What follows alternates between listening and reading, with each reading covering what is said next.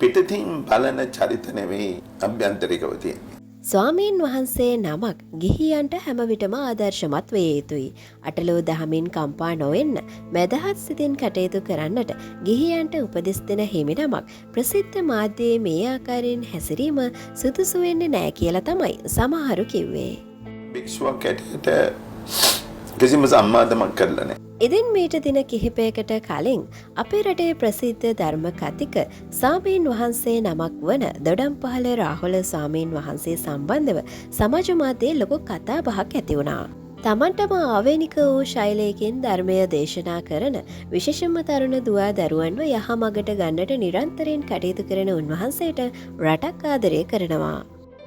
තැනකට පිරිසක් ගෙන්නලා වැඩ කළා නැහැ. පසුගිය දිනක උන්වහන්සේ රනිල් වික්‍රමසිංහ මහත්මයාද සහභාගී වුණ දේශපාලන සභාවක ආන්දෝලනාත්මක ප්‍රකාශයක් සිදු කරා.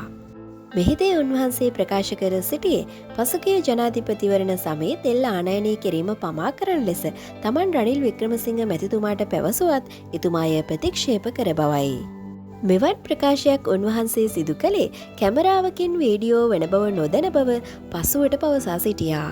ඉතින් ඒ කොහොම වුණත් හිරු මාධ්‍යජාලය හරහා මේ ගැන දිගින් දිගටම ප්‍රශ්න කරමින් මාධ්‍ය සාකච්ඡාවක් පවා පැවැත්තුවා. එහිදී උන්වහන්සේ ප්‍රකාශ කර සිටියේ දේශපාලන පක්ෂවල පිට කහන්නට ගිය නිසා තමන්ට මෙවන් දෙයකට මුහුණ දෙන්නට සිදු වූ බව. කාගේවත් දේවල් වලින් යැපෙන්නේ කෑම එකට හොත්මන් ණය නැති එක මම දන්නවා මේ නැත්තම් ඔය කාරකෙක් වෙලා හරි ගෙවන්න වෙනවා. ඒ වගේම මාධ්‍ය සාකච්ඡාව අතරතුර අසන ලද ප්‍රශ්නවලට එක්වරම සංවේදී වුණ උන්වහන්සේ හඬමින් ප්‍රකාශ කළේ තමා කිසිදු සම්මාදමක් පවා නොගන්නා බවයි. දානේ වේලක් පවා දායකයන්ගෙන් නොලබෙන අතර තමට අවශ්‍ය ආහාර කඩෙන් මිලදී ගන්නා බව උන්වහන්සේ තවදුරටත් ප්‍රකාශ කර සිටියා. ධර්ම කතික භික්ෂූන් වහන්සේ නමක් ලෙස ලොවක් හඳුනන ලොවක් ආදරය කරන උන්වහන්සේ ප්‍රසිද්ධිය කළ මේ ප්‍රකාශය නිසා ජනතාවගේ අප්‍රසාදයකට පත් වුණා කිව්වොත් නිවැරදියි.